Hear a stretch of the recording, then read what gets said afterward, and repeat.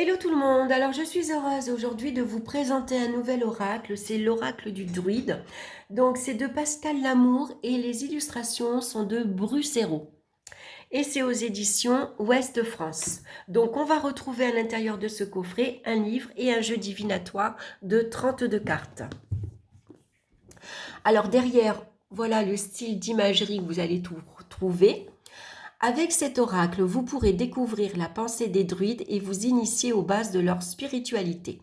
Suivant la pratique de nos ancêtres de la Celtie, vous pourrez exprimer vos perceptions et adresser vos demandes aux esprits. Immergez-vous dans ce monde spirituel, philosophique, symbolique et poétique reçu des druides. Donc le livret vous donnera les clés de compréhension de chaque carte et vous ouvrira grâce à une présentation claire et complète les portes de la sagesse druidique. Donc ici on va retrouver 9 tirages. Donc c'est une jolie boîte. Donc l'ouverture elle est ici devant. Donc l'intérieur de la boîte est prune. Vous voyez, le livre, il remplit bien la boîte. Donc, il est fin, mais il est assez riche quand même. Et puis, voici comment se présentent les cartes. Alors, c'est des jolies cartes. Donc, c'est la grandeur d'un tarot. Il y en a 32. Donc, le côté n'est pas doré ni argenté. Elles sont blanches, mais elles vont très bien avec le dos des cartes. Vous voyez, c'est une épée qui est représentée avec... voilà, il y a un peu de rose, les couleurs sont douces et c'est la grandeur. Voilà, je vous montre le tarot, le Light Sears Tarot. Donc par rapport à la grandeur de la carte, vous voyez, elles sont un peu plus étroites, mais c'est la même grandeur. Et voici le style d'illustration qu'on va retrouver. Donc on regardera les cartes après. Donc elles sont de bonne qualité. Voilà, elles sont en carton assez fines, mais elles ont l'air quand même solides. Alors, on va regarder le livre surtout. Donc, l'oracle du druide. L'avenir aura besoin de tous les sages. Donc ici, on va avoir un texte, l'oracle du druide est maintenant votre oracle. Donc ce que vous allez trouver et comment vous allez vous l'accaparer. L'oracle du druide, donc à l'intérieur, on va retrouver donc ces 7 familles pour un total de 32 cartes. Donc les sages, l'initiation, il y a 4 cartes, 6 cartes des dieux et de déesses, 7 cartes, les 7 essences sacrées des druides, les 5 éléments, 5 cartes, les 5 directions, 5 cartes.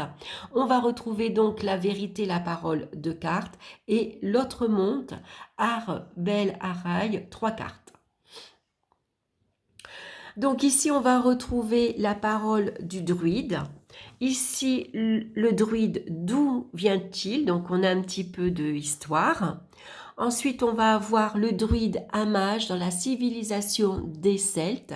Donc, pour les Celtes, le druide est à la fois un sacerdote, un devin, un théologien, un philosophe, un mage, un maître de sagesse, un pontife, un prêtre du temple. Il connaît l'art de la nature, l'étude de la philosophie, de la morale, de la justice.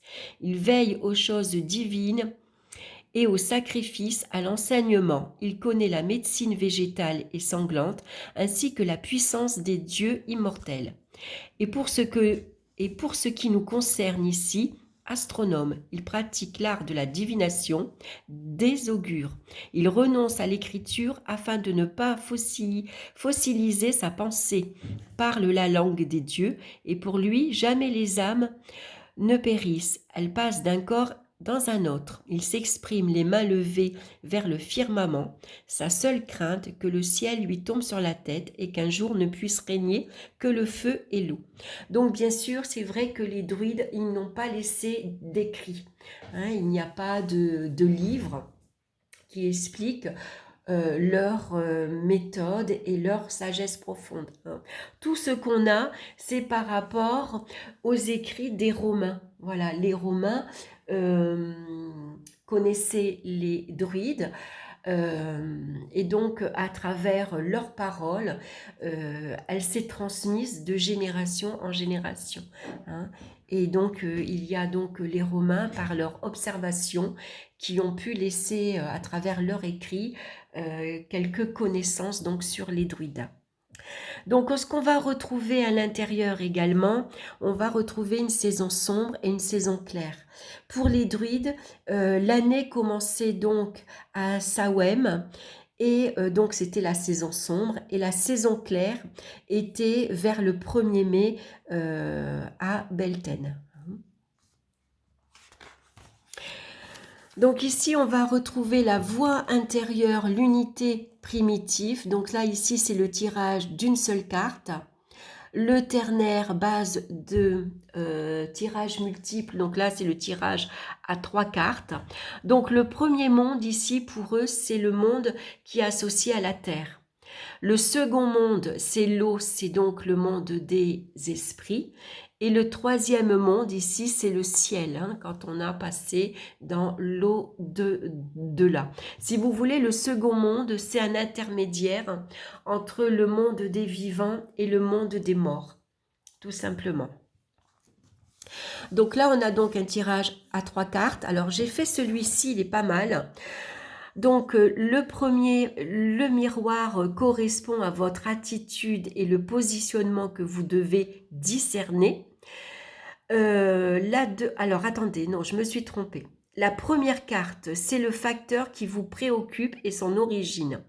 La deuxième carte, ici, c'est représente votre attitude et le positionnement que vous devez discerner.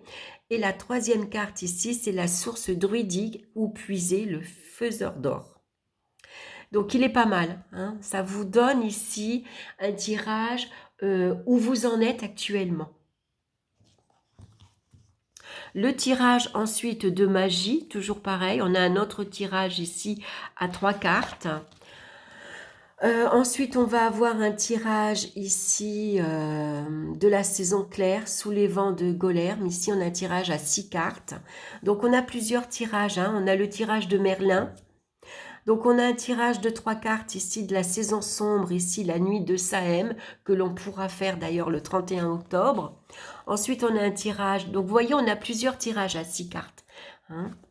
Ensuite, on va avoir un tirage en 9 cartes, un tirage en 12 cartes.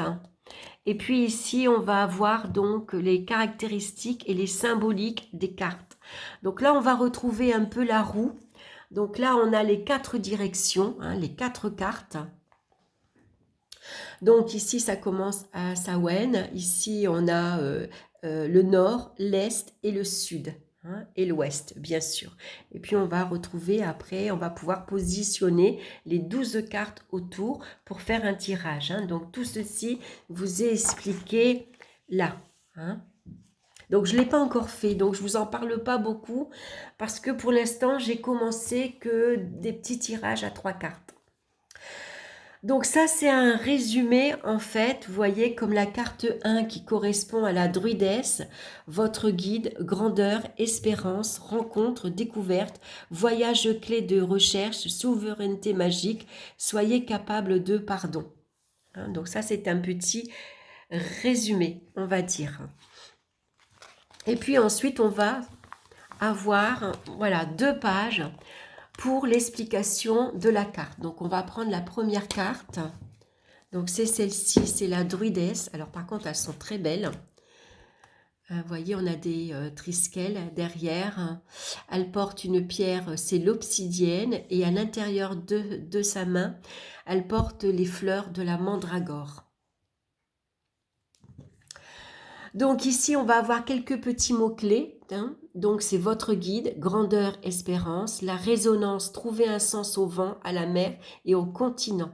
Et la vibration bretonne, ici c'est Steren, donc c'est des noms gallois je pense. Donc la prononciation, voilà, je ne sais pas trop comment le dire. Donc ici, on va avoir donc la princesse de l'ours, Artamaela.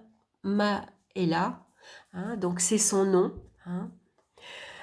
Sa souveraineté est magique. Hein. Ici, la druidesse se nomme Artmaela et nous avons compté ses aventures dans notre livre À la recherche de la mandragore En lui créant ce nom, j'ai voulu associer Art l'ours à Maël pour son sens de grandeur, de chef, de princesse. Donc ici, on va avoir ses origines. Donc je suis Artmaela, fille de... Alors bon, je vous dis pas le nom parce que c'est trop compliqué à prononcer. Donc c'est la fille de, pareil, hein, des forêts de Comog. Suivant les prédictions des aruspices et des oracles, je dois quitter mon clan des Anternort après 12 fêtes de Sahem. Tous les présages ont annoncé mon départ qui est nécessaire à la communauté. Les miens espèrent en moi leur prochaine druidesse. Avant, je dois apprendre les lois, l'histoire, les mystères, mais aussi savoir préparer les herbes, comprendre la mémoire des potions et des remèdes, être capable de trouver tous les ingrédients. Donc sa représentation et ses symboles, hein, elle porte une pierre d'obsidienne et tient dans la main des fruits de la mandragore. On va avoir une interprétation spirituelle, druidique et symbolique. Donc, initiée au secret de la tradition, la druidesse est responsable de la fonction sacrée au sein du clan. Par son rôle de souveraine de princesse reliée aux forces de la terre du Nord, comme de celle des Lumières de Luganas, donc ça c'est au mois d'août, hein. Son temps initiatique commence très tôt. Elle a donc reçu un long enseignement et une fois ce savoir acquis, son rôle de transmission devient essentiel. C'est le clan qui juge si sa connaissance est suffisante pour s'engager sur les voies de la transmission. Ensuite, on va avoir le tirage de la carte prédiction et présage. Alors, le côté clair. Vous avez prélevé la carte numéro 1 et ce tirage est précieux. Il personnifie votre initiation. Artmaela, la druidesse, vous entraîne au centre de Nementon. Alors, je regarderai Nementon.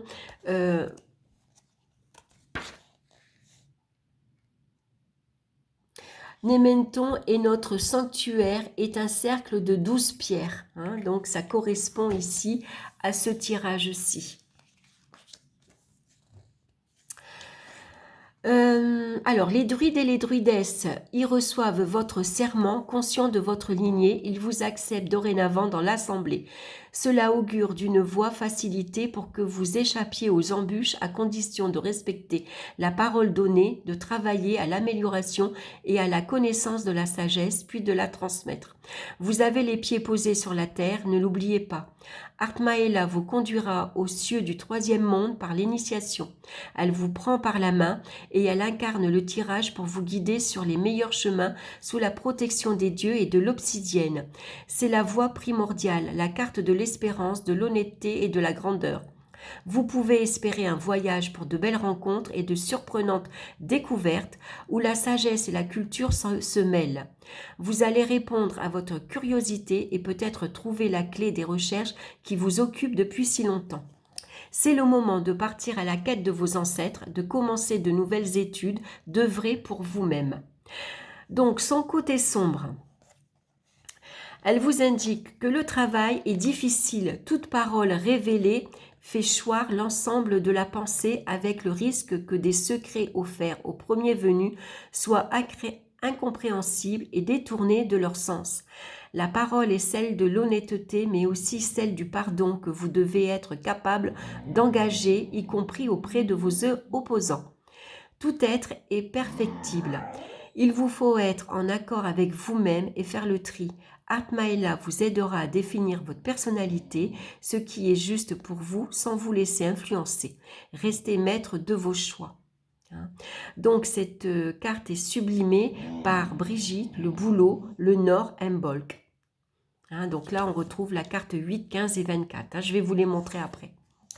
Donc ici, on va avoir ensuite, avant d'être initiés, les druidesses et les druides doivent se former auprès des plus anciens. Pendant de longues années, dans le livre 6 de la guerre des Gaules, Jules César nous rapporte, ils apprennent un grand nombre de vers et il en est qui passent 20 années dans cet apprentissage. Ici, Artmaela a été formée par le druide Ananxi.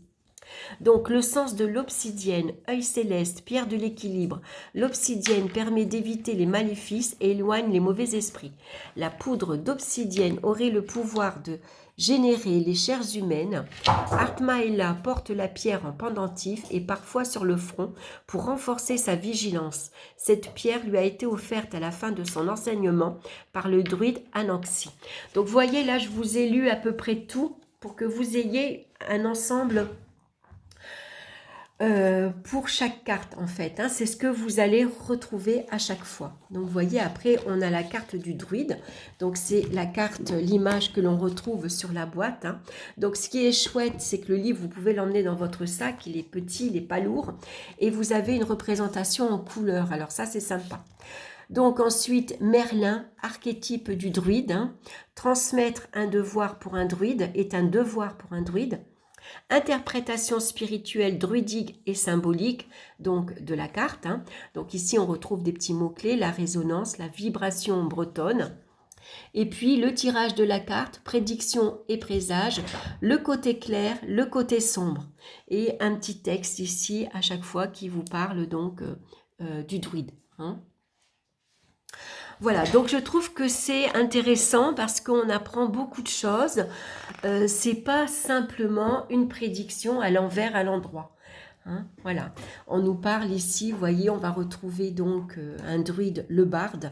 C'est un druide littéraire, la mémoire des bardes, hein. Qui est le barde, quel était son rôle, les bardes en Bretagne armoricaine, et puis sa présentation et ses symboles, et puis l'interprétation spirituelle et symbolique. Donc je trouve que pour ça il est super, hein. Voilà, un livre intéressant finalement. Je pense que c'est un livre qu'il faut lire entièrement pour bien s'imprégner en fait de cet oracle, bien le comprendre avant de commencer peut-être les tirages, hein. Donc maintenant je vais vous montrer les cartes. Donc il y en a 32. Donc ça c'est la druidesse, le druide, le barde, l'ovate. Hein, je crois que avant d'être druide, on doit d'abord être ovate, ensuite on devient le barde, je pense, et ensuite le druide, hein. Je pense que c'est une élévation. Lug, donc ça c'est un dieu. Bellissima, c'est une déesse. On va retrouver le dieu Cérunos. Brigitte. Teutatès, si je le prononce bien. Epona. Donc ici, on va ensuite avoir les arbres. Donc le pommier, l'if. Donc c'est intéressant parce qu'on va apprendre en même temps la symbolique des arbres. Le hou, le noisetier, le bouleau, le chêne et le gui. Ensuite, on a les éléments. Donc là, c'est l'eau. On a le saumon. La terre est représentée par l'ours.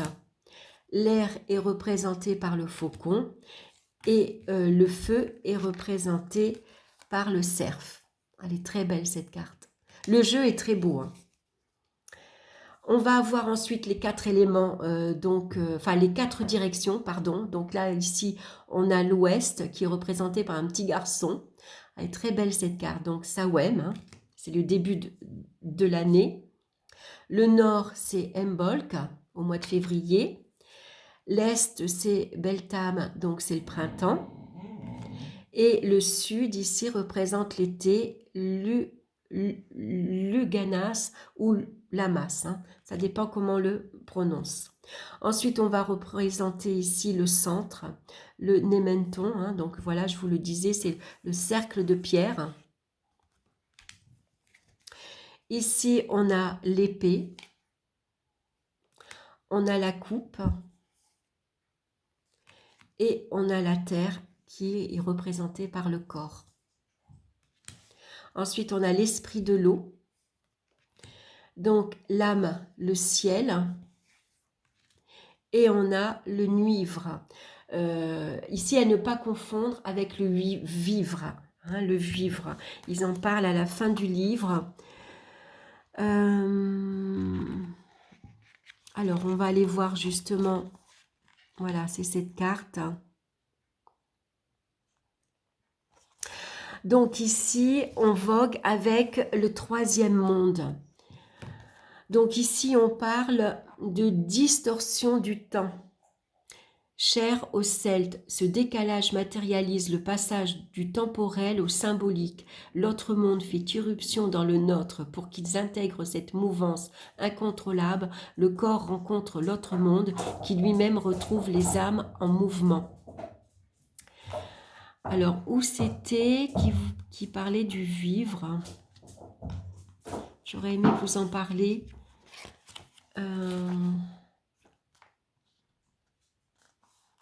Est-ce que c'est ici? Ah non, c'était ça. Le chemin vers l'autre monde. En fait, ici, voilà, on va retrouver donc ici le premier monde, le monde de la terre, celui du corps. Hein. Ensuite, il y a les passeurs du premier monde vers le second. Donc, le second monde ici, c'est le monde de l'eau, donc c'est celui des esprits. Ensuite, on va retrouver les protecteurs du second monde. Et ensuite, on va retrouver les passeurs du second monde vers le troisième. Donc, quand on va se connecter d'abord aux esprits, les esprits vont nous aider à passer dans le second monde. Dans le second monde, on va retrouver les protecteurs et les passeurs. Et c'est ces passeurs-là qui vont nous aider à passer dans le troisième monde, le monde du ciel, le monde des dieux. Hein, voilà, donc voilà, tout ça c'est bien expliqué et c'est là qu'il vous explique, je crois, à ne pas confondre avec la vivre, c'est dommage. Je le retrouve pas. J'aurais aimé vous en parler. Mais bon. Voilà, en tout cas, c'est un livre très intéressant puisque ici, on va avoir non seulement la description de la carte, mais on va retrouver de la symbolique, on va avoir de l'histoire également. Et c'est super intéressant à lire. Hein. Si vous vous intéressez au druidisme, je pense que c'est un oracle qui pourrait vous plaire justement et qui pourrait justement vous initier donc à la sagesse druidique. Voilà, j'espère que cette présentation aura été claire. J'espère que voilà, c'est pas si simple que ça. Hein. Je l'ai lu, mais pas entièrement, et je pense que avant de commencer, en tout cas, je vais le lire. Je vais l'approfondir et en même temps approfondir mes connaissances. Donc, on va voir si on a le temps de tirer une carte. Donc, vous voyez, elle se brasse très bien. Hein. Donc, pour un tirage à une carte, on a le pommier. Elle est belle, je trouve, cette petite carte. Donc, on va regarder justement. Donc, c'est la 11, elles sont numérotées, donc elles sont très faciles à retrouver. Hein. Voilà, la carte 11, c'est ici. Donc, ici, on a la magie végétale. Donc, les mots-clés vont nous parler de sagesse pour un destin magique, la résonance. Je suis portier d'Arthur chaque 1er janvier, mais j'ai des suppléants pour le reste de l'année. Donc, vous bénéficiez de sagesse et vous pouvez prendre des décisions sans risque. Vous vous situez dans un temps d'abondance. La carte orientera l'ensemble du tirage vers la connaissance, un chemin au destin magique, une carte de chance et d'ouverture au bonheur. La sagesse peut vous emmener vers un monde d'idées philosophiques et de réflexion pour améliorer les rapports sociaux. Une place d'élu, de direction, d'association, de responsable syndical, un poste d'enseignement, bref, un statut royal. Donc l'interprétation spirituelle et druidique et symbolique, si l'on coupe une pomme en deux, apparaît une étoile à 5 branches, le pentagramme, représentation magique de l'humain dans l'univers. Elle symbolise la force motrice du rituel. La pomme nous évoque l'abondance, la sagesse et la connaissance. L'initié peut s'en servir pour l'enseignement, pour la transmission ésotérique, symbole du pouvoir royal il ou elle acquiert l'art de rassembler tout ce qui est épars. Donc voilà. Voilà, je trouve ce jeu très intéressant, il m'a plu. Déjà, moi, il m'a attiré, hein, je trouve très très beau. Et voilà, donc un jeu qui demande bien sûr un certain travail, hein. Voilà, hein, je vous embrasse et puis on se retrouve très bientôt pour une nouvelle vidéo où je vous partagerai un nouveau jeu, bien sûr, un nouvel oracle. Voilà, laissez-moi en tout cas, avant de partir, n'oubliez pas de me laisser vos commentaires, hein. Voilà, c'est intéressant de pouvoir échanger, de savoir ce que vous en pensez, si je vous l'ai bien expliqué déjà, si vous avez bien compris, et puis tout simplement pour connaître votre avis. Je vous embrasse et je vous dis à très bientôt. Bye bye.